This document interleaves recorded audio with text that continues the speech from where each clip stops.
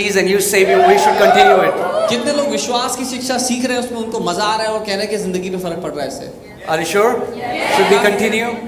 आगे बढ़े इसमें। There is so much meat in the word about faith. इतना ठोस भोजन है परमेश्वर के वचन में विश्वास को लेकर। There is meat.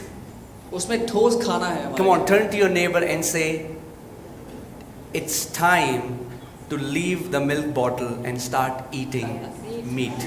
अपने पड़ोसी को बोले, दूध की बोतल छोड़कर खाना खाने का टाइम है। And it's just allegorical. If you are non-vegetarians, we are not saying you should eat meat. It just means the deep things of the spirit. और ये केवल चिन्ह के रूप में है। हम ये कहना चाहते हैं कि जो आत्मा की गहरी बातें हैं उनके लिए तैयार हो जाएं। Amen.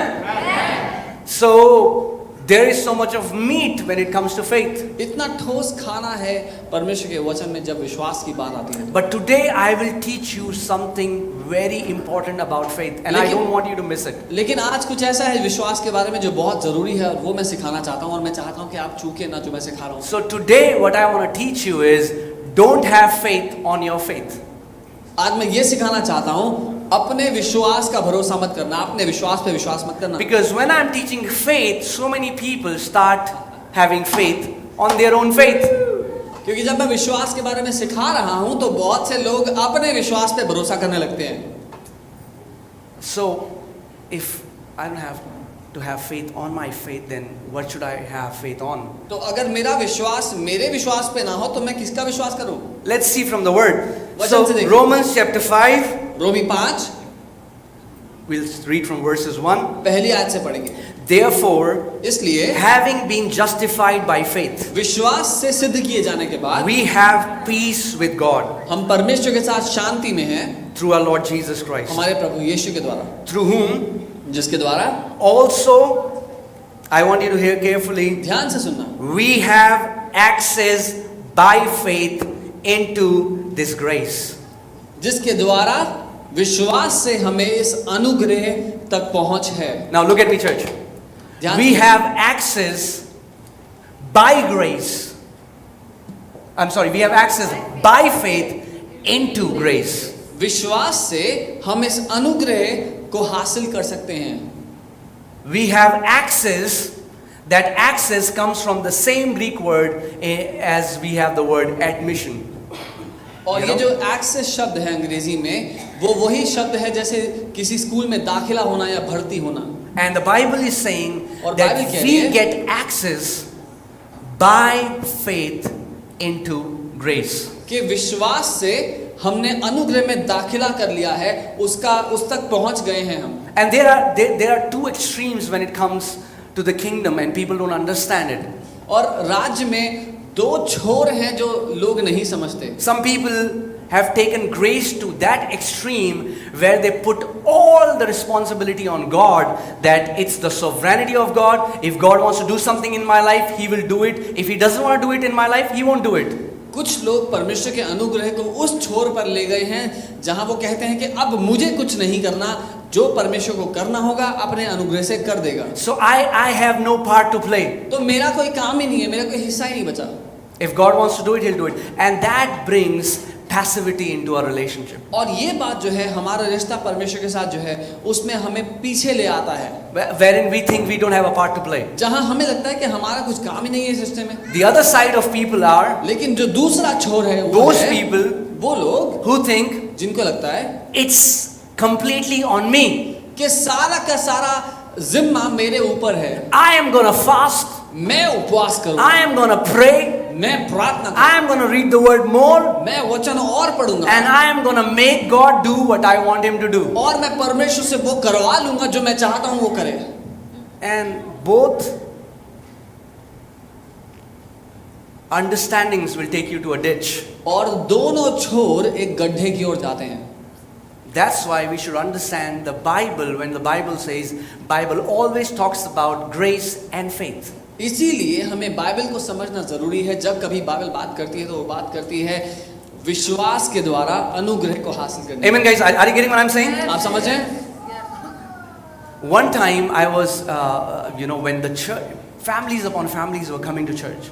एक समय जब परिवार के परिवार उद्धार पा रहे थे, कलीसिया में आ रहे थे, and nobody knew about our church. और कोई हमें नहीं जानता था. No YouTube videos. हम YouTube पे वीडियो नहीं डालते I थे. don't know how God was bringing people. मुझे नहीं पता लोग कैसे आ रहे थे, प्रभु कैसे Families आ रहे upon families were getting थे. saved. लेकिन परिवार के परिवार बचा जा रहे And थे. I was in metro और मैं मेट्रो में था and I was talking to Jesus. और मैं प्रभु से बात कर रहा था. And I said, Lord, मैंने कहा, प्रभु only bring that much people whom I can handle. केवल उतने ही लोग लेकर आना जिनको मैं संभाल पाऊं. And he spoke. और वो बोला And he said, you cannot handle one. और उसने कहा, तू एक भी नहीं संभाल सकता. Amen?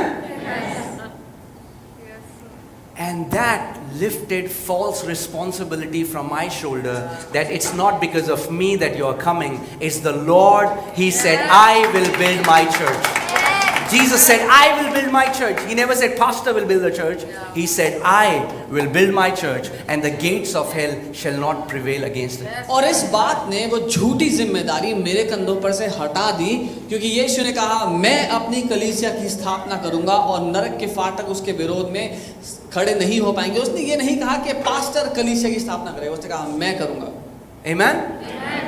If you think that you deserve some things from God because you are reading the Bible more, you pray in tongues more, and you are confessing the scriptures more, so you deserve it more than anybody else, you are just a legalist.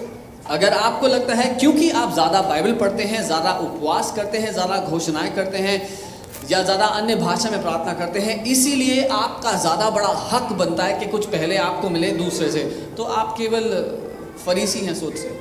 Don't get confused. Are you getting confused?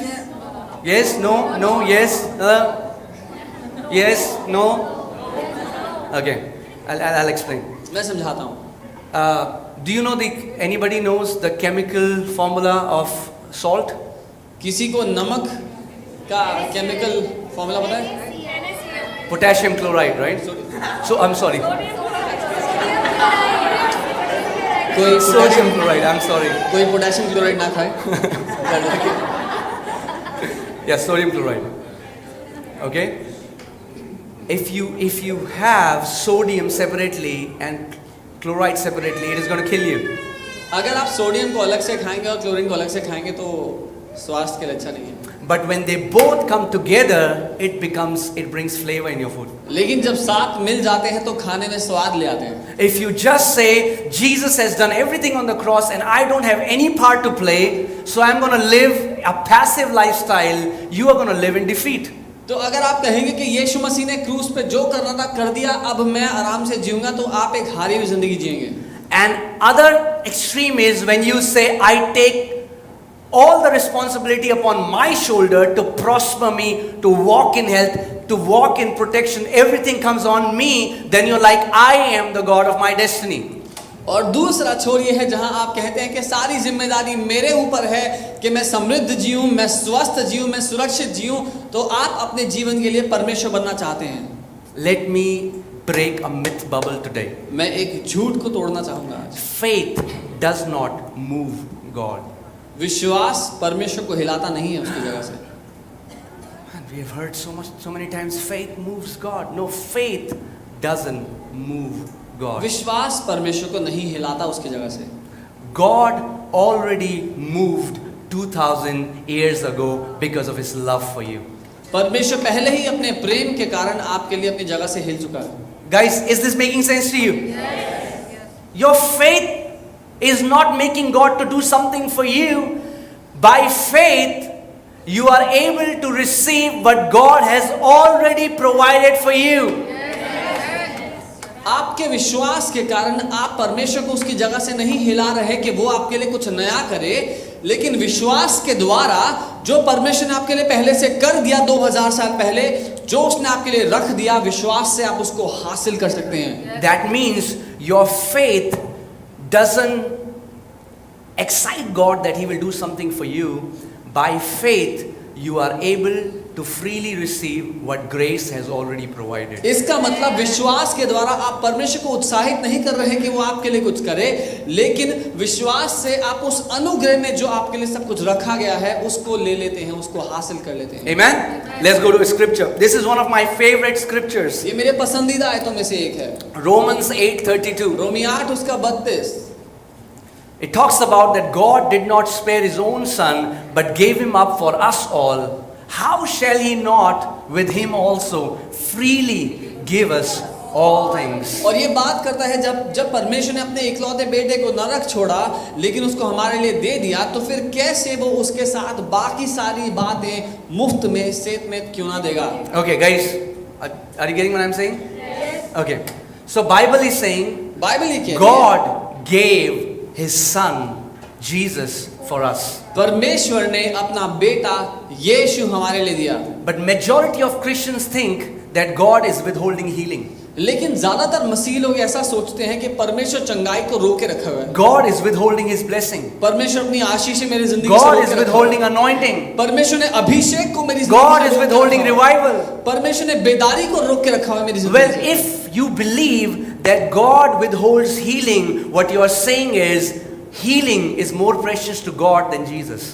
अगर आप कहते हैं कि परमेश्वर ने चंगाई को रोक कर रखा है, परमेश्वर चंगाई नहीं दे रहा, तो आप ये कह रहे हैं कि परमेश्वर के लिए चंगाई यीशु से ज्यादा कीमती है, Because he freely gave Jesus for क्योंकि us, उसने मुफ्त में यीशु हमारे लिए दे दिया, but he's not giving us healing. लेकिन चंगाई नहीं दे रहा। Are you getting what I'm saying? The error in this thing? आप समझ रहे हैं क्या गड़बड़ है यहाँ इस सोच में? So faith is not making God to move. God has already moved and done everything for you.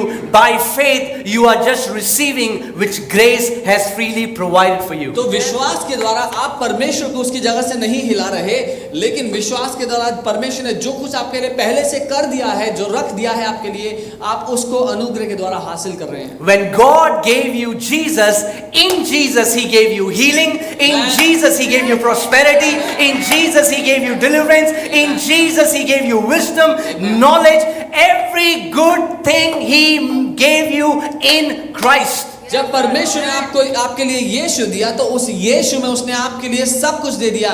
उसने आपके लिए चंगाई दे दी, आपके लिए समृद्धि दे दी, आपके लिए बुद्धि दे दी, और जो कोई आवश्यकता आपकी जिंदगी के लिए थी उसने वो सब कुछ यीशु में दे दिया। God is not giving you healing today. He already gave it. आज परमेश्वर आपको चंगाई नहीं दे रहा क्योंकि वो पहले से दे चुका है। Amen? So the first thing you should understand is God never withholds anything from his children. So पहली बात जो आपको समझनी है वो ये है कि परमेश्वर किसी भी अच्छी बात को अपने बच्चों से रोक कर नहीं रखता। Guys, are you getting the error? If you are just on the side of grace, आप समझ रहे हैं मैं क्या कह रहा हूँ? अगर आप केवल अनुग्रह को मानते हैं तो then you say that, oh, Jesus has finished the work, the grace has happened. Yes, that's true. आप कहेंगे कि यीशु ने काम खत्म कर दिया अनुग्रह में। हाँ हाँ बिल्कुल। But here we read that the way you access that grace is by faith. लेकिन हम ये सीखते हैं वचन से कि जो अनुग्रह में उसने आपके लिए रखा है उसको हासिल विश्वास के द्वारा ही कर सकते हैं आप। So by grace, God has freely provided for you all things. So अनुग्रह के द्वारा परमेश्वर ने आपके लिए मुफ्त में सारी चीजें दे दी। If I can say it this way, अगर मैं God doesn't have to move a finger. परमेश्वर को अब एक उंगली भी हिलाने की जरूरत नहीं है। Bible says that he has finished his works and he's resting. Bible कहती है कि उसने अपने काम को खत्म किया और विश्राम किया। Amen? He's waiting for you to possess what God has already given to you. अब वो आपका इंतजार कर रहा है कि आप कब्जा कर ले उस बात पर जो परमेश्वर ने पहले से आपको दे दिया है। Matthew 9:28. मत्ती 9 उसका 28। Matthew 9:28. When you're there, say amen. पहुंच गए तो आमीन बोलना। And when he had come into the house, the blind men came to him, and Jesus said to them, "Do you believe that I am able to do this?" और जब वो घर में आया तो अंधे उसके पास आए और यीशु ने उनसे पूछा, क्या तुम विश्वास करते हो कि मैं तुम्हारे लिए ये कर सकता हूँ? Now, guys, hear this carefully. अब ध्यान से Jesus सुनना। said, "Do you believe I can do this for you?" यीशु ने उनसे सवाल किया और पूछा, क्या तुम ये मानते हो कि मैं तुम्हारे लिए ये कर सकता हूँ? He didn't say, "Do you believe that you can see?" He said, "Do you believe that I am able to do this for you?" उसने ये नहीं पूछा क्या तुम ये विश्वास करते हो कि तुम देख सकोगे, उसने पूछा क्या तुम ये मानते हो कि मैं तुम्हारे लिए ये कर सकता हूँ। Our faith is not on our faith is in His ability. हमारा भरोसा हम क्या विश्वास करते हैं उस बात पर नहीं होना चाहिए, हमारा विश्वास होना चाहिए उसकी क्षमता पर कि वो क्या कर सकता है। Amen? If you bring your faith into your faith, you will become legalistic and performance oriented.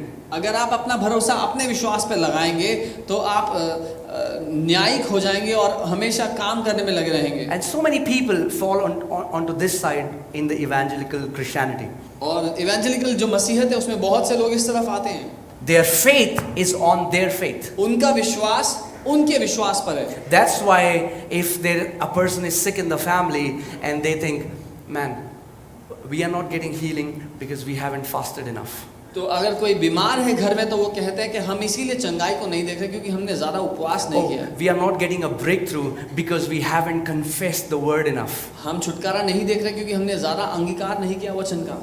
And if you start living in performance oriented Christianity, Satan will kill you with condemnation and guilt. और अगर आप एक ऐसी मसीहत में जिएंगे जहां पर आपको काम करके अपना स्थान कमाना पड़ता है तो शैतान आपको दोष लगा लगा के मार देगा। Because let me tell you a secret, law and faith cannot exist together. क्योंकि सच ये है कि व्यवस्था और विश्वास साथ में नहीं रहते। Romans chapter 4 verses 14. रोमी 4 उसका 14। Romans chapter 4 verses 14. If you're there, say amen. The Bible says, for if those who are of the law are heirs, faith is made void and the promise made of no effect. और Bible कहती है अगर वो लोग जो व्यवस्था के अधीन हैं, अगर वो वारिस हैं तो फिर विश्वास व्यर्थ है और वायदा बेकार। Amen? That means the moment you put yourself under law, faith cannot operate. इसका मतलब जैसे ही आपने अपने आप को व्यवस्था के अधीन किया, विश्वास काम नहीं कर सकता आपके जीवन में। The faith that makes you look at your own self is law. The faith that makes you look at Jesus and His ability is the true faith of the Word of God. वो विश्वास जो आपकी नजर आपकी ओर मोड़ दे वो विश्वास नहीं है, लेकिन सच्चा विश्वास वो है जब आपकी नजर यीशु पर हो। Amen? Majority, I think 100%, I think nobody would doubt this. 100% of Christians know that God is all powerful, right? और किसी को इसमें शक नहीं होगा, 100% मसीह लोग यही मानते होंगे कि परमेश्वर सब He has all the power. सामर्थी है, उसमें सारा He सामर्थ्य has all the ability. वो सारी क्षमता रखता है। But the problem is, लेकिन दिक्कत क्या है? they think He is withholding His power and not doing things for us because we have not done certain things. मसीह लोग ये मानते हैं कि परमेश्वर सर्व सामर्थी तो है, लेकिन उसने जानबूझकर अपनी सामर्थ्य को रोक कर रखा है, हमारी जिंदगी में कुछ नहीं कर रहा क्योंकि हमने ये नहीं किया जो हमें करना चाहिए था। And many times as pastors we also teach people, if people will come, oh, this thing is happening in your life because you have not fasted enough. So rather than making their faith on Jesus, we start making them trust their own performance. And when you live in your performance, you live in guilt and condemnation. और कई बार पासवान होने के नाते हम लोग भी लोगों का मार्गदर्शन ऐसा करते हैं, कोई आया अपनी समस्या लेकर के कि मेरी ज़िंदगी में ये नहीं हो रहा, तो हम कहते हैं ये इसलिए नहीं हो रहा क्योंकि आपने ज़्यादा उपवास नहीं किया है। और अगर लोगों की मानसिकता ये है कि वो काम कर कर कमाएंगे चीज़ें, तो दोष के कारण वो मर जाएंगे क्योंकि उनको लगेगा कि मैंने काम नहीं किया ज़्यादा, कि मुझे मिलना नहीं चाहिए। Guys, is this making sense to you? Faith is just a response to God's grace. विश्वास केवल एक प्रतिक्रिया है परमेश्वर के अनुग्रह के लिए। Faith is just a response to God's grace. विश्वास केवल प्रत्युत्तर है या प्रतिक्रिया है उस अनुग्रह के लिए जो परमेश्वर ने हमें दिया है। Knowing that my Father is a loving Father and He does not withhold anything from me. ये जानते हुए कि मेरा पिता एक प्रेमी पिता है और वो कुछ भी मुझसे रोक कर नहीं रखता। Let me tell you a secret. मैं एक रहस्य बताऊं। Guys, when Jesus told this guy and he said, all things are possible to him who believes, that's not the way the original manuscript says that. जहाँ यीशु ने ये कहा कि सब बातें उसके लिए संभव है जो विश्वास करे, मूल लिपि में, मूल भाषा में ऐसा नहीं लिखा। Jesus said, यीशु ने ये if कहा, you believe, अगर तू विश्वास करे, all things are possible to the believing one. सब बातें संभव है विश्वास करने वाले के लिए। He was talking about himself. वो अपने लिए बात कर रहा था। He said, if you believe उसने कहा कि अगर तू विश्वास करे, that all things are possible for believing one, because he believed in the goodness of the Father and he knew that the Father will not withhold anything from him. कि सब कुछ संभव है उसके लिए जो विश्वास करता है, क्योंकि वो ये विश्वास करता था कि परमेश्वर पिता अच्छा है और वो कुछ भी उससे रोक कर नहीं रखता। Like Jesus said to that blind man, he said, do you believe that I am able to do this for you? जैसे यीशु ने उस अंधे से पूछा, क्या तू ये मानता है कि मैं तेरे लिए ये कर सकता हूँ? Because when you live in legalism, क्योंकि जब आप न्यायिक सोच से जीते हैं, when you think that it's now upon your shoulder to do something, और आपको लगता है कि अब सारा दारोमदार आपके कंधे पर है कि आपको कुछ करना है, Satan just has to do a little bit of probing. शैतान तो बस थोड़ा सा उकसाना है आपको। Because is there anybody here क्या कोई ऐसा है यहाँ पे? Anybody? कोई भी who says, I walk perfectly? Perfectly means in thought, in deed, in action, in intent. Anybody who can say that I have never fallen short. Anybody, we want to worship you right क्या now. कोई भी ऐसा है जो ये कहे कि मैं अपने सोच विचार, अपने शब्दों में, अपने एक्शन, अपने कामों में, जो मकसद से मैं कुछ करता हूँ उस सब में मैं आज तक सिद्ध जीता आया हूँ, मैंने कभी गलती नहीं करी। कृपया खड़े हो, हम आपकी आराधना करना चाहते हैं। There's nobody. क्योंकि कोई भी ऐसा नहीं है। So when you take that responsibility that God is acting for you depending upon what you are doing, then Satan will give you 10,000 lies to tell you you are not worthy enough. That's why God hasn't done it for you. क्योंकि जब सारा दारोमदार आपके कंधों पर होगा और आपको लगेगा कि जब मैं ये सारे काम करूंगा तब परमेश्वर से मुझे कुछ मिलना चाहिए, तो शैतान 10,000 कारण देगा आप पर दोष लगाने के, क्योंकि तू अयोग्य है, क्योंकि तुझसे ये गलती हुई इसलिए तुझे नहीं मिलेगा। Amen? And very easily, and that's what law does. Law makes you look inward. और यही है जो व्यवस्था करती है, वो आपको अपने कामों पर, अपनी ओर देखने पर मजबूर करती है। Usually what happens when you get a news that there is a person, demons are manifesting, you have to go and cast out demon. The first thing, if you check, did I pray last 3 days?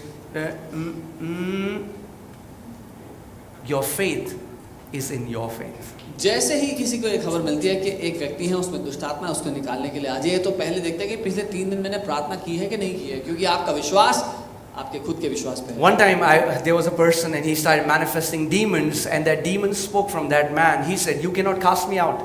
और एक बार एक व्यक्ति था जिसमें दुष्ट आत्मा थी, और वो दुष्ट आत्मा बोलने लगी, कहती कि तू मुझे नहीं निकाल सकता। I said, yes, but Jesus who lives in me, he can cast you out. मैंने कहा हाँ, लेकिन वो यीशु जो मुझ में रहता है वो तुझे कभी भी निकाल सकता है। Instantly that demon left. उसी समय दुष्ट आत्मा चली गई। Because let our faith be on his faith. क्योंकि हमारा विश्वास उस पर हो। Amen? And that's what Jesus said.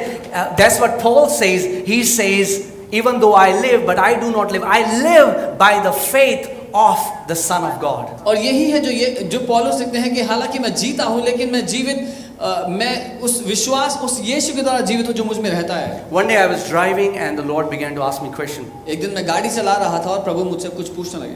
He said, my word says that all things are possible to him who believes. उसने पूछा, मेरा वचन कहता है कि सब कुछ संभव है उसके लिए जो विश्वास करता है।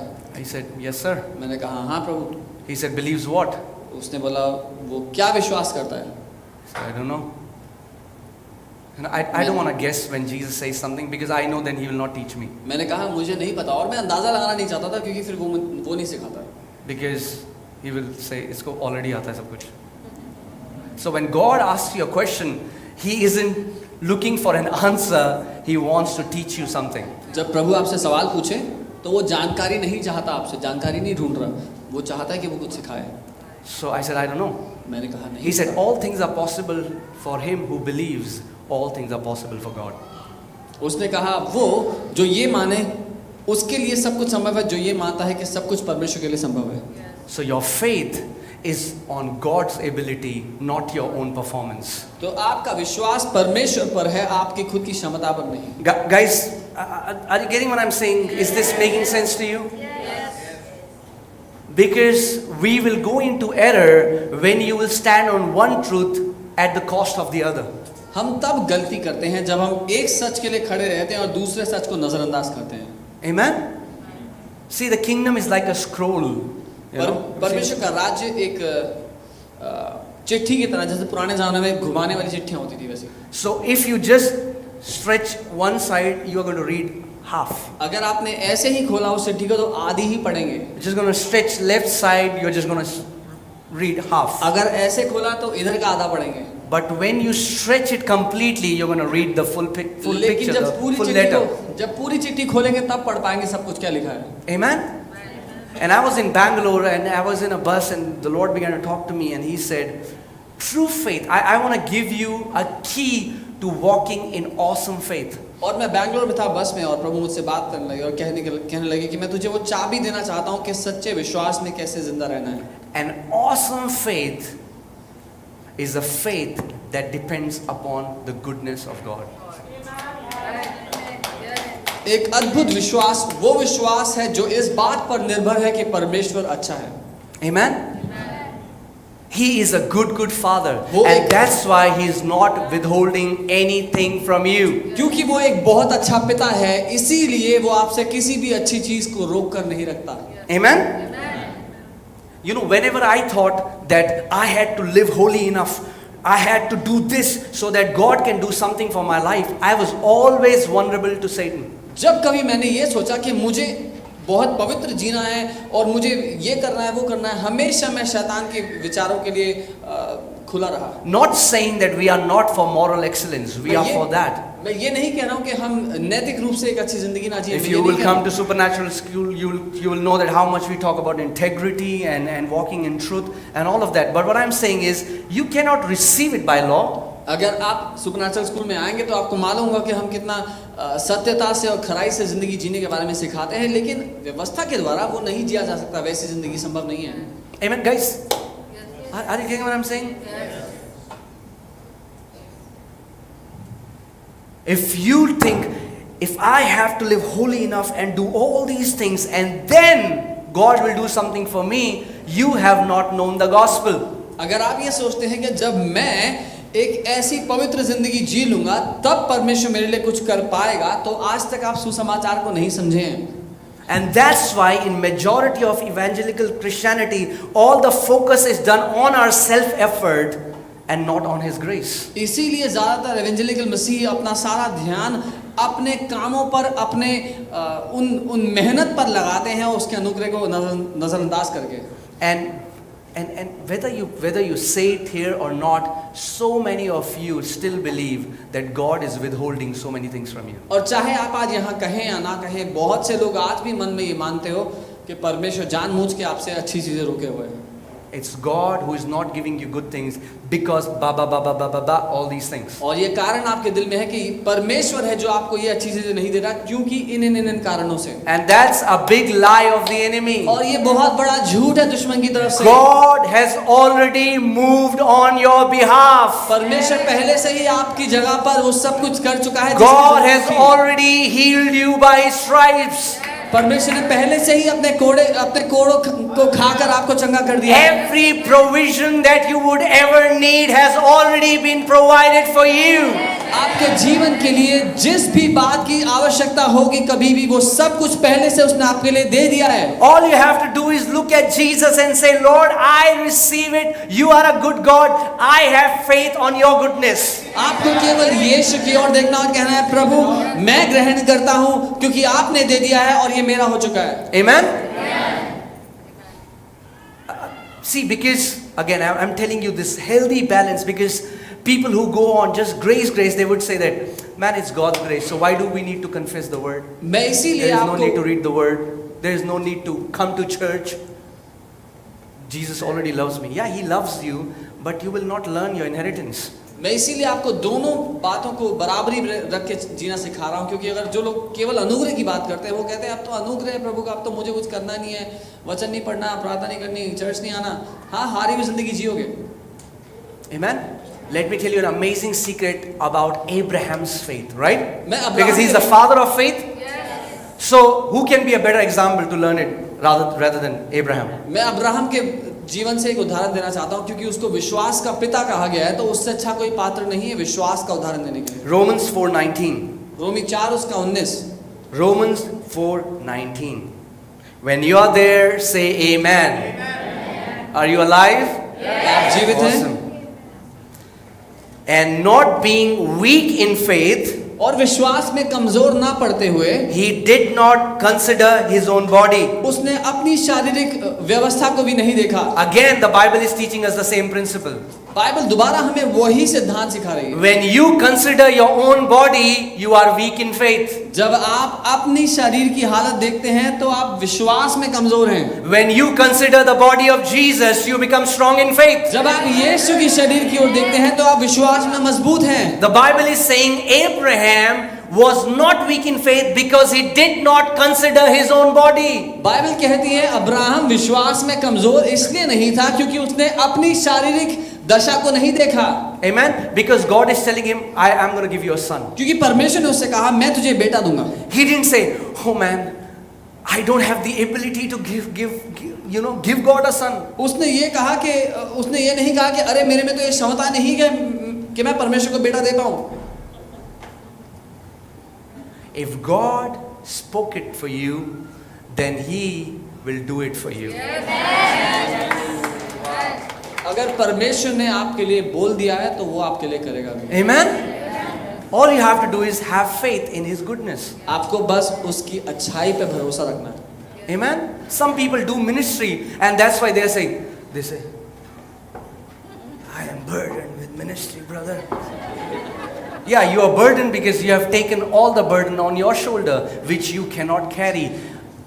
Let Jesus carry the burden of His house. It's His house. It's His house. और कुछ लोग सेवकाई करते हैं और उसके बोझ के तरह दबे होते हैं और कहते हैं बहुत भारी है सेवकाई, क्योंकि आपने सारा बोझ अपने ऊपर ले लिया है। यीशु का घर है, उसको बोझ उठाने दो।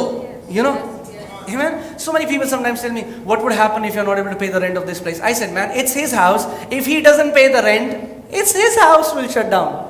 I'm like, why do I care? बहुत से लोग मुझसे पूछते हैं कि क्या होगा अगर आप यहाँ का किराया ना निकाल पाए। मैं बोलता हूँ उसका घर है, अगर उसने किराया नहीं दिया तो उसका घर बंद होगा, मेरी क्या दिक्कत है। I am not in a competition that I have to make the biggest ministry. I don't have to do that, man.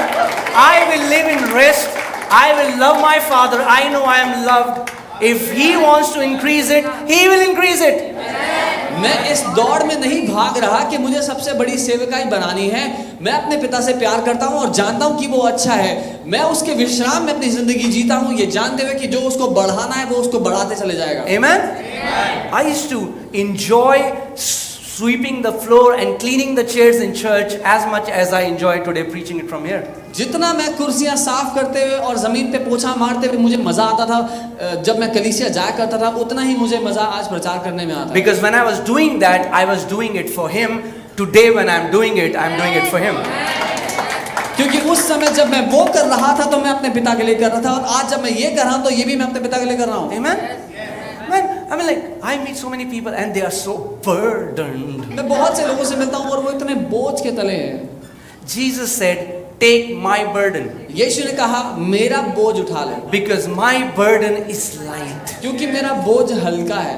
If you are burdened, I don't know which burden you are carrying. Certainly not the burden of Jesus. अगर आप भारी बोझ के तले दबे हैं तो पता नहीं कौन सा बोझ उठाया, यीशु का बोझ तो नहीं उठाया। Amen.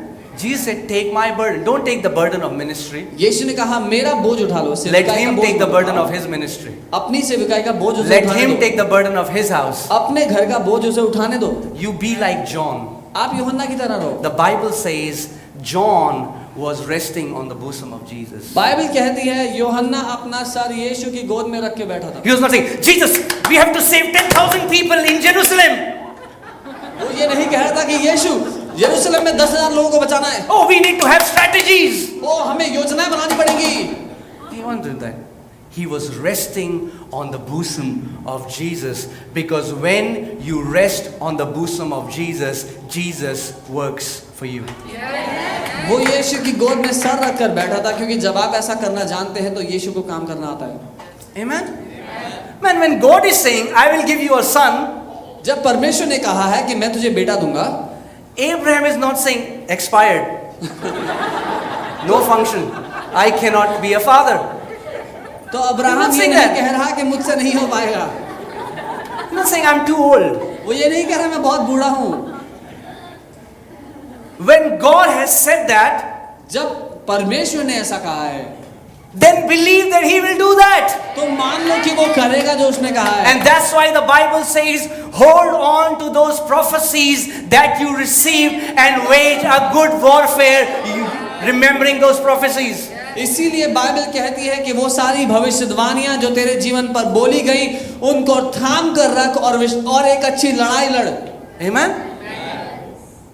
When God says, I'm going to give you a house, जब परमेश्वर ने कहा कि मैं तुझे घर दूंगा, and sometimes we act like Philip. कई बार हम लोग फिलिप की तरह व्यवहार करते हैं। Jesus tells Philip, Andrew, all the disciples, and he Yeshu says, ने I need to feed these people. यीशु ने फिलिप, एंड्रू, इन सारे चेलों को बोला कि इन लोगों को खाना खिलाना है। And they take out their spiritual calculator. और वो अपना आत्मिक कैलकुलेटर निकालते Like we हैं। all have a spiritual जैसे calculator. हम सबके मन में एक कैलकुलेटर है। दाल मखनी, चिकन, एक बंदा 5 रोटी तो खाएगा, 3 दिन से भूखा है। ओके, ओ जीसस, ये तो सालों की इनकम लग जाएगी। और वो कहते हैं यीशु इसमें तो बहुत पैसा चला जाएगा, साल भर की आमदनी चली जाएगी। And some people, Jesus says, I'm going to give you a house. कुछ लोग को यीशु ने बोला कि मैं तुझे घर दूंगा। They'll say, "Oh, मेरी वो सैलरी calculator निकालते है, इतना मेरा बचता है, बैंक में जाऊंगा तो इतने का। Did he say that go to a bank and get a loan?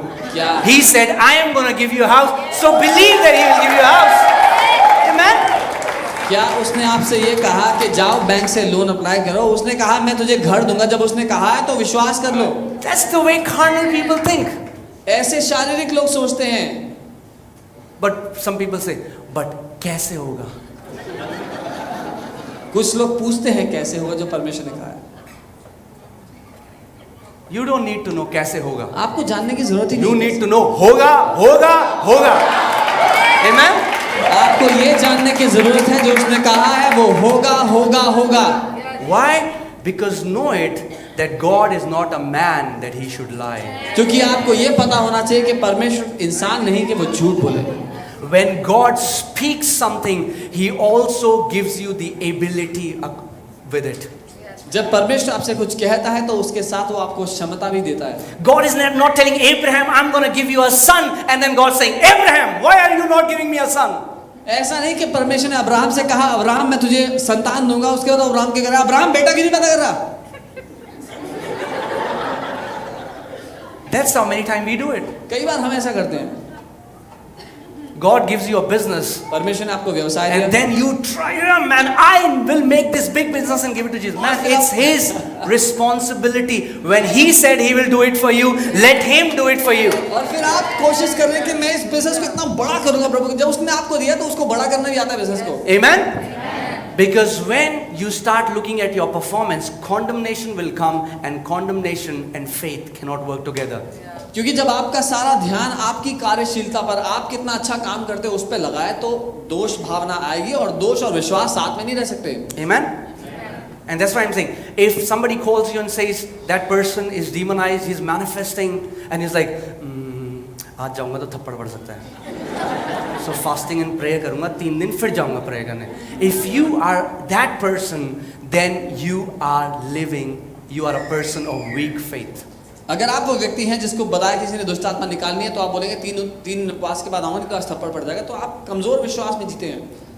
And don't say, brother, Jesus ने नहीं कहा अपने वर्ड में ये ऐसे प्रकार की दुष्ट आत्मा है उपवास and fasting. No. You are not obeying the scriptures. You are afraid. और ये ना कहें कि यीशु ने बोला कि इस प्रकार की दुष्ट आत्मा बिना उपवास प्रार्थना के नहीं जाती है, इसलिए मैं उपवास प्रार्थना कर रहा हूँ। आप इसलिए उपवास प्रार्थना नहीं कर रहे हैं, आप इसलिए कर रहे हैं क्योंकि आप कमजोर हैं विश्वास में। Jesus said, यीशु ने कहा these signs will follow them, those who believe. जो विश्वास करते हैं उनके ये चिन्ह होंगे। In my name, मेरे नाम से they will cast out demons. वो दुष्ट आत्माएं निकालेंगे। What kind of demons? किस तरह के दुष्ट आत्माएं? Every kind of demons. सब तरह की दुष्ट आत्माएं। लंबे डीमन, छोटे डीमन, मोटे डीमन, नाटे डीमन, कैसे भी डीमन. हमारे Any kind of demon. Because when you are speaking in the name of Jesus, you are not casting out demons with your power, you are casting out demons by the power of the Holy Ghost. क्योंकि जब आप दुष्ट आत्मा निकाल रहे हैं तो अपने बलबूते से, अपनी शक्ति से नहीं, आप यीशु के नाम से निकाल रहे हैं। Amen, guys. Are you getting what I'm saying? This walk, we are not living with our own power. We are living with the power of the Holy Spirit. क्योंकि ये जीवन हम अपने खुद की सामर्थ्य से नहीं, हम पवित्र आत्मा के बल से, उसकी शक्ति से जी रहे हैं। Amen? If God has promised you something, अगर परमेश्वर ने आपसे कुछ वादा किया है, you know what you do? पता है क्या करो? Trust in Him. उस पे भरोसा करो। Be confident. Look, okay, let's see what Abraham did, okay? हम देखते हैं अब्राहम ने क्या किया। What Abraham did, we will do. जो अब्राहम ने किया हम वो करेंगे। So that the same blessings that Abraham had the access to, we are going to have the access to. ताकि जो आशीष अब्राहम पा सका हम भी पा सकें। And not being weak in faith, और विश्वास में कमजोर ना पड़ते हुए, he did not consider his own body. उसने अपनी देह की दशा को ना देखा, Because sexually he was already dead. क्योंकि बच्चा पैदा करने की क्षमता को देखे तो वो पहले से मर चुका था। He could have not done it naturally. वो स्वाभाविक रूप से बच्चा पैदा नहीं करने की क्षमता But he था। didn't look at his flesh. लेकिन उसने अपनी शारीरिक व्यवस्था को ना He देखा। didn't say, Lord, how will it happen? उसने ये नहीं कहा प्रभु कैसे होगा। He said, if he has said it, उसने कहा अगर उसने कहा है it will happen. तो होगा। If God has said anything to you, अगर परमेश्वर ने आपसे कुछ वादा किया है it will happen. तो वो पूरा होगा। Amen? And I want to encourage you, don't throw the prophetic words that God gave you just because you didn't see them happening in an instant of time. और मैं आपको प्रोत्साहित करना चाहता हूं उन भविष्यवाणियों को जो आपके भले के लिए परमेश्वर ने आपको दी हैं, उनको उठा के फेंक ना दे अगर अभी तक पूरी नहीं हुई तो। Amen? Sometimes God will tell you something and you will say, me. How is that possible? Yeah, that's why God gave it to you, so that you can have faith on His ability. कई बार प्रभु आपको भविष्यवाणी देता है और आप कहते हैं कि मेरे से ऐसा होगा, इसीलिए आपको दिया है ताकि आपकी क्षमता से नहीं होगा तो आपको विश्वास करना Because पड़ेगा। if you will achieve it by your ability, you will not give glory to God. क्योंकि अगर अपने आप से कर लिया पूरा तो प्रभु की जरूरत नहीं पड़ेगी। God didn't call Abraham when he was 23 years old and said, I'm going to give you a son. He's like, even if you don't, I'm going to have a son. तो परमेश्वर ने अब्राहम को 23 साल की उम्र में नहीं बुलाया कि मैं तुझे बेटा दूंगा, क्योंकि अब्राहम बोलता तू नहीं भी देगा तो भी मैं पैदा कर लूंगा। Are you getting what I'm saying? There would have been no big deal. So, okay, let me say something very radical. Okay, quote unquote. It's up to you.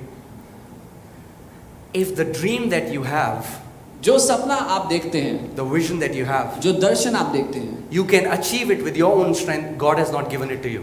अगर अपने बलबूते उसको हासिल पूरा कर सकते हैं तो परमेश्वर ने आपको वो नहीं दिया। If you think, 2 bedroom का घर, not from God. प्रभु की ओर से नहीं है। I have calculated. मैंने बैंक हिसाब से लगा अपना लिया लोन है। मिल जाएगा। मामा जी से उतने ले लेंगे, फूफा से उतने ले लेंगे, चाचा से उतने ले लेंगे, 2 bedroom का घर आ जाएगा। What you are doing is, आप जो कर रहे हैं, you are trying to get something naturally. आप शारीरिक रूप से, स्वाभाविक रूप से कुछ हासिल करना चाहते हैं। You don't have to use your mind how it will happen. अपना दिमाग लगाने की जरूरत नहीं कैसे होगा। You know why God doesn't show you how it will happen? पता है प्रभु आपको क्यों नहीं दिखाता कैसे होगा? There's a big reason. एक बहुत बड़ा कारण है उसके पीछे। Because otherwise, for example, उदाहरण के लिए, let's take an example, okay? Suresh, a guy, Suresh, एक भाई साहब है Suresh. okay? God tells Suresh that I'm going to give you a house. परमेश्वर ने सुरेश से कहा मैं तुझे घर दूंगा। And, for example, Ram comes and Ram gives a house to Suresh. और उदाहरण के लिए राम आए और राम ने सुरेश को घर तोहफे दे दिया। Now, next time when God tells something to Suresh, अब अगली बार जब परमेश्वर सुरेश से कुछ कहेंगे, Suresh knows where to go. तो सुरेश को पता है किसके पास जाना है। And then that person becomes the provider. और फिर जाने अनजाने में वो इंसान उस सुरेश का भगवान बन जाएगा। When God has told you something, He has not said buy it, He has said believe it. जब परमेश्वर ने आपसे कुछ कहा है तो उसने आपको ये नहीं कहा कि पैसे जमा करके खरीद, उसने कहा विश्वास कर। And but we have the same mentality like the disciples when Jesus saying, I need to feed these people. They took out their spiritual calculator. लेकिन क्योंकि हमारी सोच चेलों की तरह है, तो जब प्रभु कुछ कहता है तो कि ये हमें देगा तो हम हिसाब लगा लेते हैं कि कितने में होगा, कैसा होगा। Before God, I am telling you, we don't know how this happened. मैं प्रभु के सामने कह रहा हूँ हमें नहीं पता ये सब कैसे हो गया। How? I don't know. कैसे नहीं पता। But I knew and I know that if he has said it, he will do it. पर इतना पता था और पता है कि अगर उसने बोला है तो वो ही करेगा. Faith is knowing that you can completely depend on the integrity of God. विश्वास ये जानना है कि आप परमेश्वर की सच्चाई पे भरोसा कर सकते हैं. No matter what, God cannot lie. चाहे कुछ भी क्यों ना हो, परमेश्वर झूठा नहीं है, वो झूठ नहीं बोल सकता. God, not that he will not lie, he cannot lie. ऐसा नहीं कि वो झूठ नहीं बोलेगा, वो झूठ नहीं बोल सकता. Let me tell you an amazing thing. मैं एक अद्भुत बात So बताऊं. for example, today is Sunday, आज संडे 23rd. 23 तारीख. For example, उदाहरण के लिए God says no. प्रभु ने कहा नहीं. Today is 27th. आज 27 है. You know what happens? पता क्या होगा? The calendars will turn and today will be 27th. Calendars पलट जाएंगे और 27 हो जाएगी आज. God cannot lie because whatever he says happens. क्योंकि परमेश्वर झूठ नहीं बोल सकता, जो कुछ वो कहता है होता है. If you are a boy अगर आप एक लड़के हैं and God says no, you are a girl, और प्रभु ने कहा आप लड़की हैं, you become a girl. Because whatever he speaks, it happens. जो कुछ वो कहता है वो होता है. But he won't say it like that. लेकिन वो ऐसे नहीं कहेगा. So we know what God has said in his word. तो हमें ये पता है कि उसने अपने वचन में क्या कहा है. Amen. And that's why I was saying in the beginning, और इसीलिए मैं शुरुआत से कह रहा the हूँ word of God is alive and powerful. कि परमेश्वर का वचन जिंदा है और शक्तिशाली है. And if it is alive, और अगर वो जिंदा है, every time you confess it, God has to perform it. जितनी बार आप उस जिंदा वचन को अपने मुंह से बोलते हो, परमेश्वर को उसको पूरा करना पड़ता है. And you know that he's a good father. और जब आपको ये पता है कि वो एक बहुत अच्छा पिता है, Every prophetic promise that he has given you will come to pass. हर एक भविष्यवाणी का वायदा जो उसने आपको दिया है उसको पूरा होना पड़ेगा. So he was not weak in faith. तो वो विश्वास में कमजोर नहीं He था, did not consider his own body. क्योंकि उसने अपने शरीर की ओर नहीं देखा.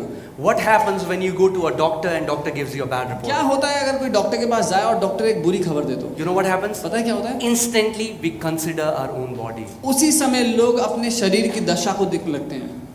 But Abraham did not consider his own body. लेकिन अब्राहम ने अपने शरीर की दशा को ऊपर ना रखा. He kept the promise of God above than his flesh. उसने परमेश्वर ने जो वायदा दिया है उस बात को अपने शरीर की दशा से ऊपर रखा. Anybody can receive healing if you will not consider your body and hold on to the promise that by the stripes of Lord Jesus Christ you are healed. कोई भी चंगाई हासिल कर सकता है, कोई भी चंगाई ग्रहण कर सकता है अगर वो अपने शरीर की दशा को ऊपर ना रखे, लेकिन इस वायदे को कि यीशु के कोड़े खाने से आप चंगे हो चुके हैं. You know, so I'll share one more testimony. मैं एक और गवाही बताऊं. One time we went to pray for one auntie. एक बार हम एक आंटी के लिए प्रार्थना करने गए. She was sick. वो बीमार थी. So I said, Auntie, do you believe that by the stripes of Jesus you're healed? मैंने कहा आंटी आप विश्वास करते हो यीशु के कोड़े खाने से आप She चंगे हो said, गए? yeah, I believe by the stripes of Jesus I'm healed. बोलते हाँ मैं विश्वास करती हूँ यीशु के कोड़े खाने से मैं चंगी हो गई हूँ. I said, okay, let us pray for you. मैंने बोला हम आपके लिए प्रार्थना So we करेंगे. prayed for हम her. प्रार्थना कर रहे थे. I said, Amen. बोला आमेन. I said, Auntie, now you confess that by the stripes of Jesus you're healed. मैंने कहा आंटी अब आप इस बात का अंगीकार करो कि यीशु के कोड़े खाने से आप चंगे हो. She said, yes, I believe by the stripes of Jesus I'm healed. उन्होंने बोला हाँ मैं मानती हूँ यीशु के कोड़े खाने से मैं चंगी हो And गई then हूँ. her phone rang. और फिर उनका फोन बज गया. And then picked up a call. उन्होंने फोन उठाया. Ah, I think maybe some relative. And they would have asked how कोई you were. रिश्तेदारों का पूछा कैसे हो. अरे अभी भी बड़ा दर्द हो रहा है, अभी बिल्कुल वैसे ही है जैसे था अभी बिल्कुल. And I'm just looking at there.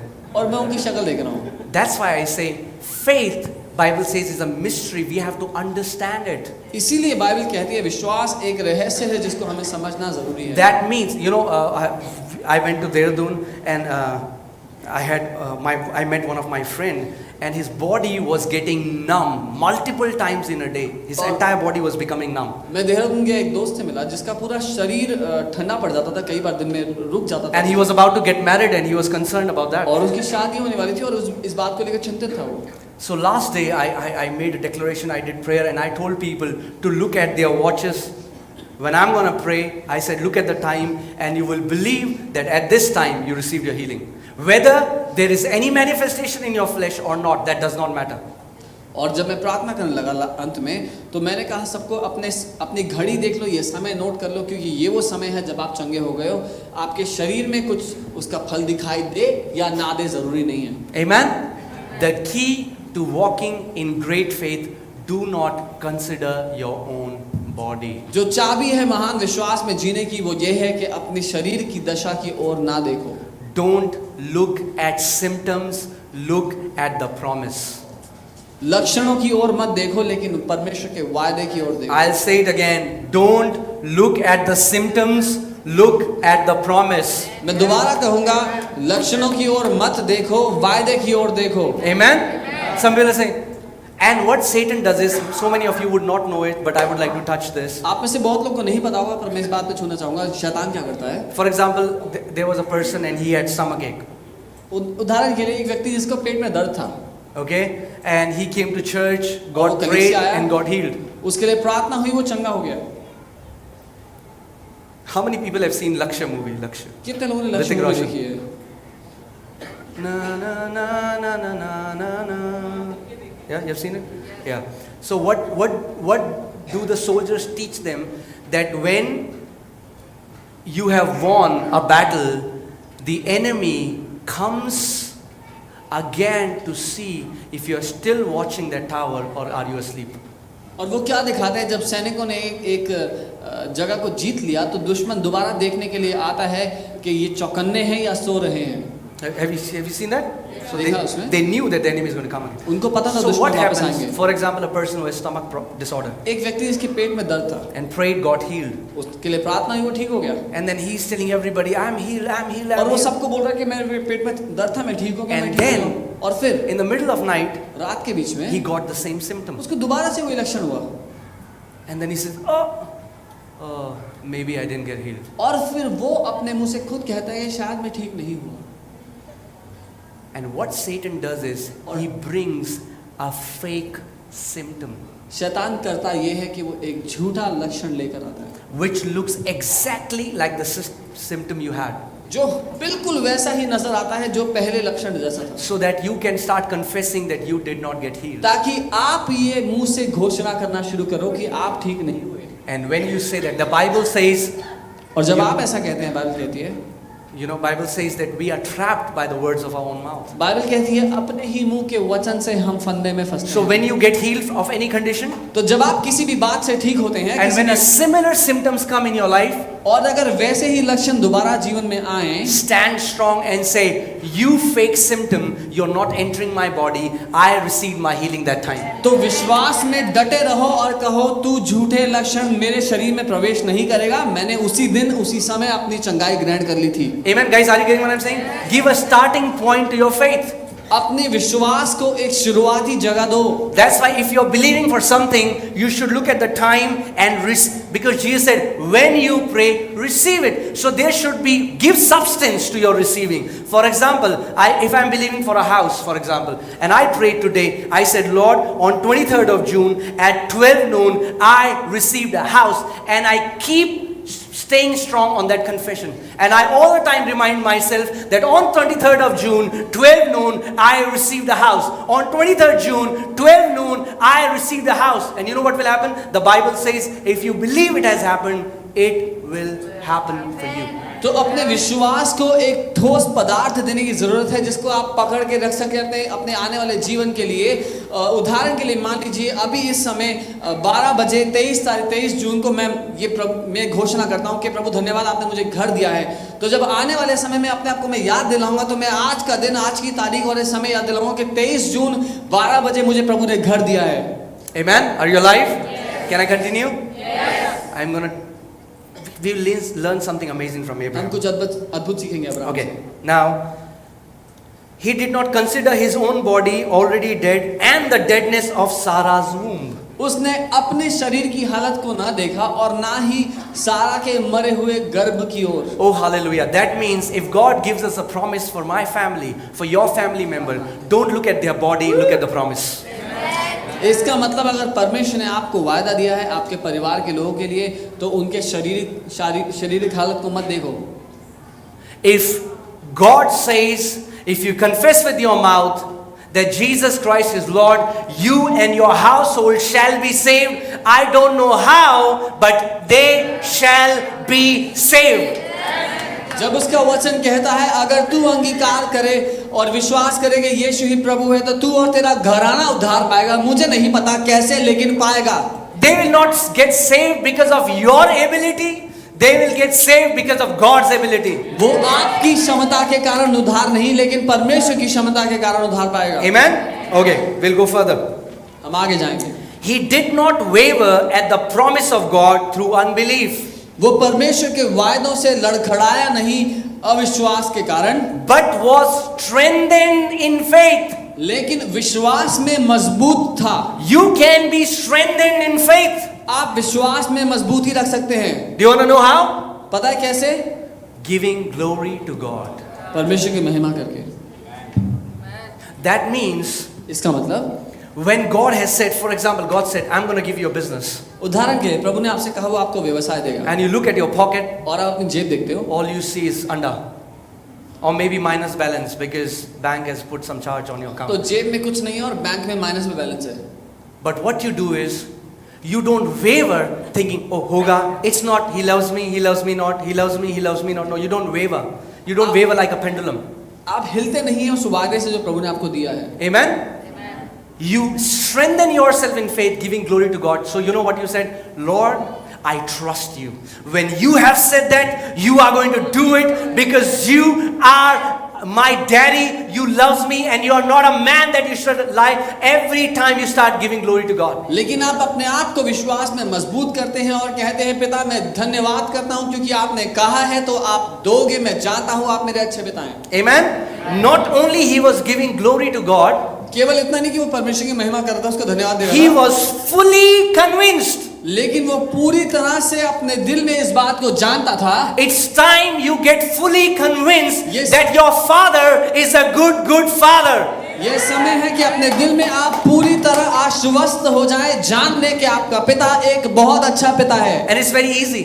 और ये आसान है करना। If you are a mom and dad, अगर आप माता पिता हो and the way you love your kids, तो जैसे आप अपने बच्चों से प्यार करते just multiply that love by 1,000,000,000 times and know it that God, if you cannot think evil for your kids, forget it that God will ever think evil for you. तो जिस तरह से आप अपने बच्चों से प्यार करते हो उसको करोड़ों गुना से बढ़ा दो और फिर वो सोचो कि जब आप अपने बच्चों के लिए बुरा नहीं सोच सकते तो परमेश्वर आपके लिए बुरा नहीं सोचेगा। Amen?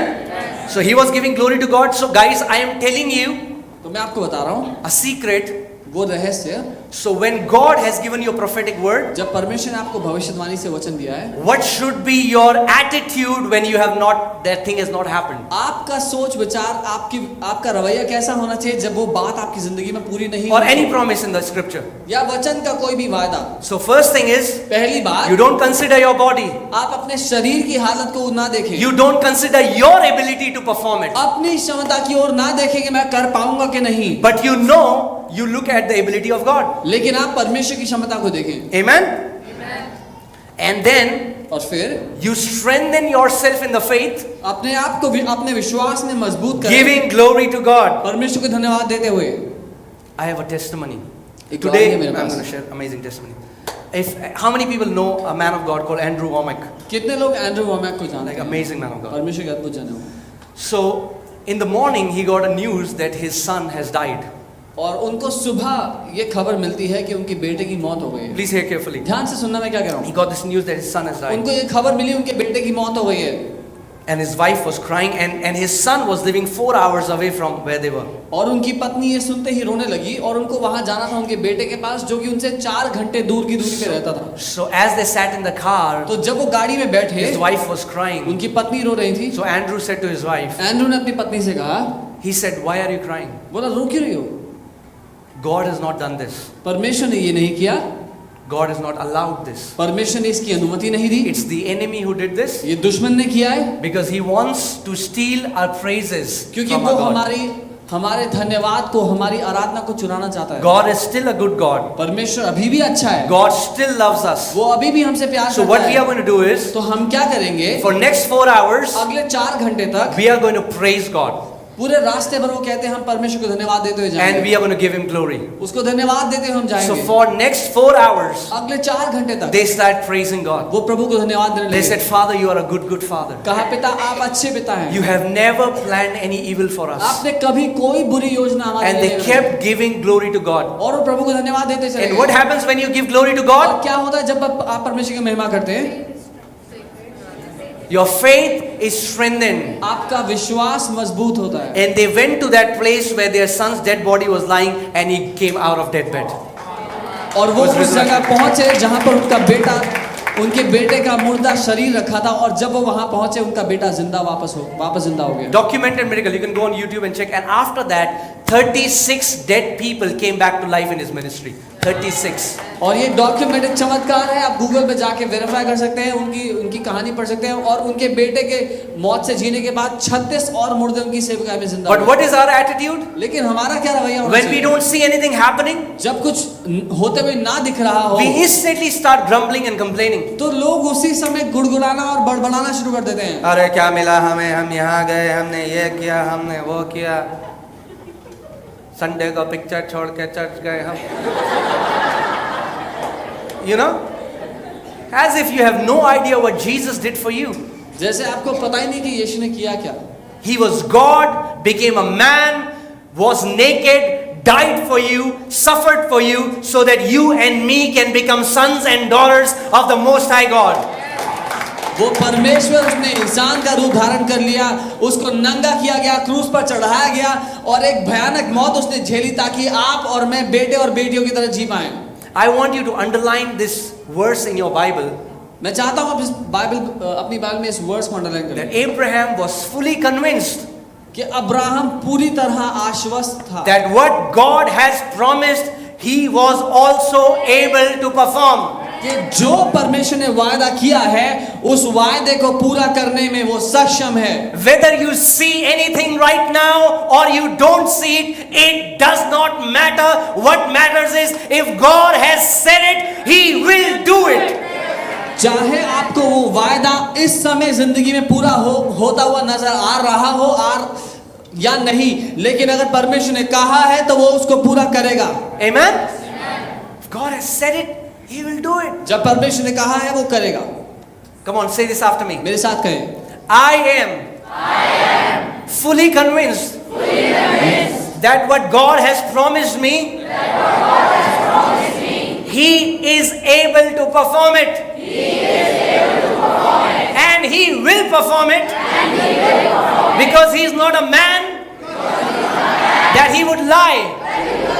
Every promise of God in my life shall be fulfilled with a yes and an amen in the name of Jesus. और मेरे साथ ये कहें कि मैं पूरी तरह आश्वस्त हूं कि जो परमेश्वर ने मुझे वायदा किया है वो पूरा होगा। जो वायदा उसने मुझे किया है वो हाँ और आमीन के साथ मेरे जीवन में होगा। Amen. Why would God do it for you? परमेश्वर आपकी जिंदगी में क्यों करेगा वो? Let me ask you a question. मैं आपसे पूछता हूँ, Why would God do it for you? क्यों करेगा वो? Because he's a good क्योंकि father. वो अच्छा पिता है। Amen. Why do parents buy toys for their kids? क्यों माँ बाप अपने बच्चों के लिए खिलौने लाते हैं? Do they need the kid toys? क्या बच्चों को खिलौने चाहिए जिंदा रहने के लिए? No. And for an argument's sake, maybe one, maybe why do you buy more toys for your kids? चलो हो सकता है एक दे दिया खेलने के लिए, दो दे दिए, और क्यों लेते हैं फिर? You know, when I come from any other city and I'm in the airport and I buy a toy for Eliana or Amaya, and when I'm going home, I am so excited when she's going to open it, what joy she will feel. And when I look at it as a dad, when I see her full of joy, it gives me joy.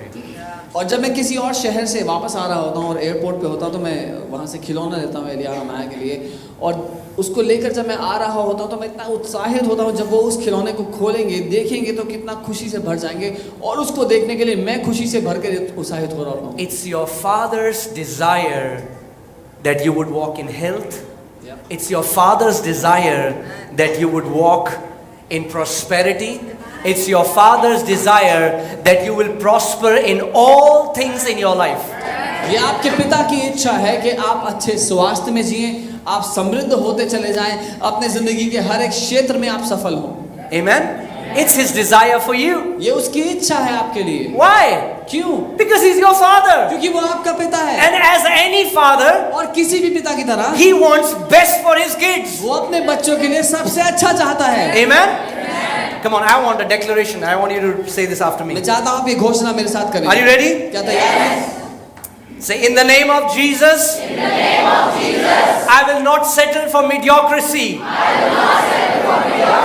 God has not called me to live an ordinary life.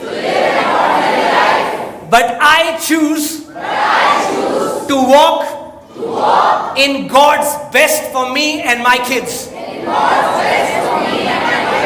I will not settle for ordinary. Because my father is not ordinary. I choose to walk in the best. In the name of Jesus. Amen. Amen. मेरे साथ बोले, मैं छोटी बातों में संतुष्ट नहीं होऊंगा। मैं साधारण जीवन में संतुष्ट नहीं होऊंगा।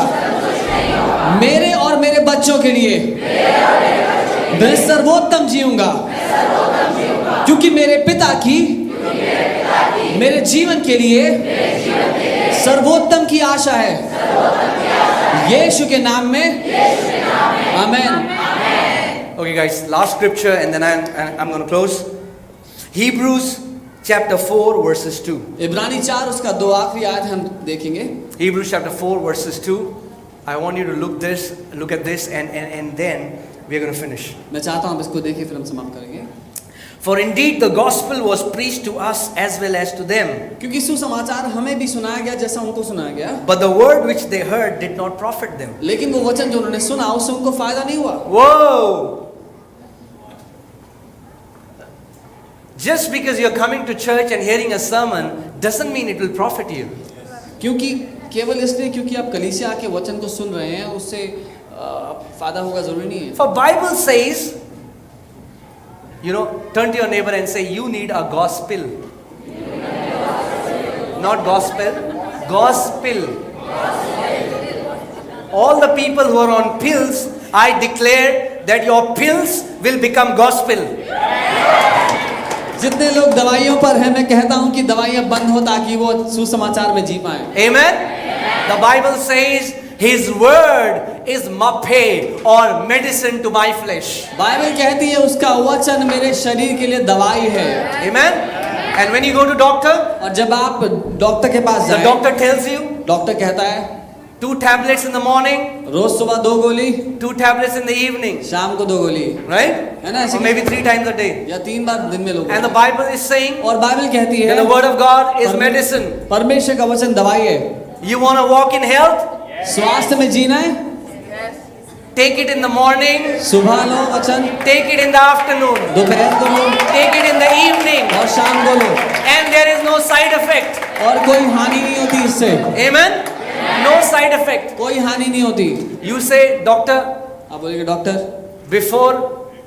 before breakfast or after breakfast? खाना खाने से पहले या खाना खाने के You बाद? can have it before breakfast. आप इसको खाना खाने से पहले You भी can ले सकते have it during the breakfast. हैं। खाना खाते हुए भी ले सकते हैं You can have it after the और breakfast. खाना खाने के बाद ले सकते हैं। Amen? You can have this pill as many times in a day as you want. ये दवाई दिन में जितनी बार आप चाहें उतनी बार ले सकते हैं। Amen? And one more amazing thing about this pill is, और एक अद्भुत बात है इस दवाई की। when you go to a doctor, there is a different medicine for headache, a different medicine for stomach ache, a different medicine for migraine, a different medicine for leg pain. अगर आप डॉक्टर के पास जाएं तो अलग दवाई है, sir दर्द की अलग दवाई है, पाँव दर्द की, लेकिन This is Amrit Aushadhi.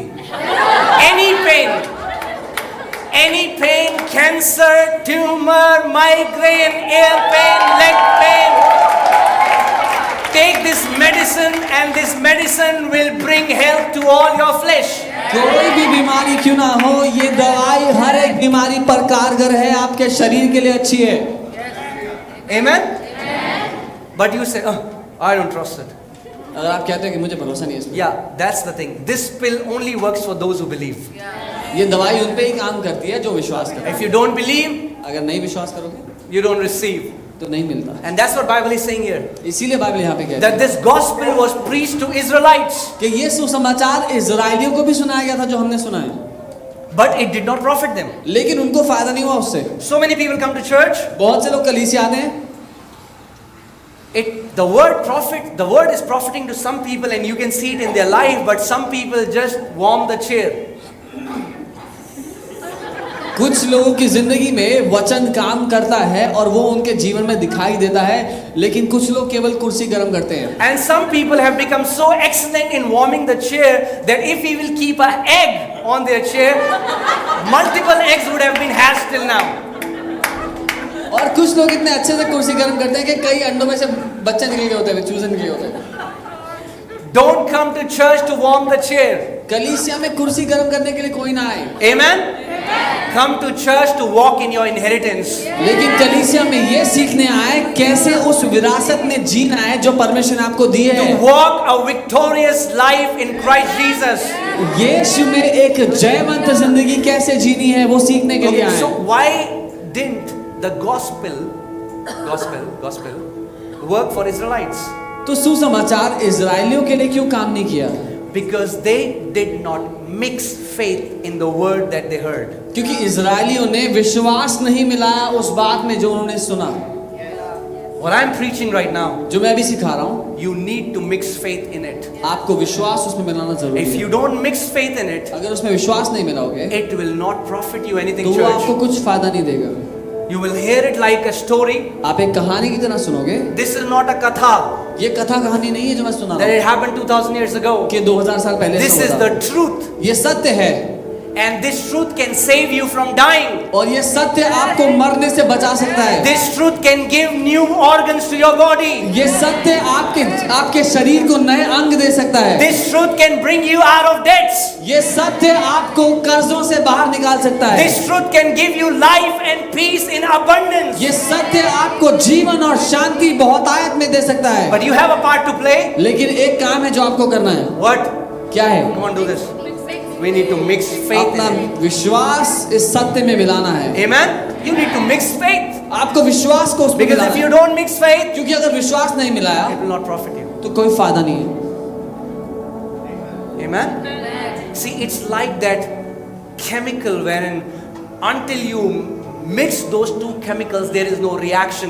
If you want the word of God to have that reaction, you need to mix faith in what you're hearing right now. ये उन दो केमिकल्स की तरह है. जब तक उनको नहीं मिलाओगे तो वो लाभदायक रिएक्शन, उनमें कोई रिएक्शन नहीं, प्रतिक्रिया नहीं होगी. वचन में जब तक आप विश्वास नहीं मिलाओगे वो कोई प्रतिक्रिया नहीं करेगा आपके जीवन में. Amen? You need to know one thing, church. आपको ये पता होना जरूरी है कलीसिया. Just put this in your heart, tie it like a necklace. Know this, that God is not withholding any good thing from you. अपने दिल में इस बात को आज उतार लो.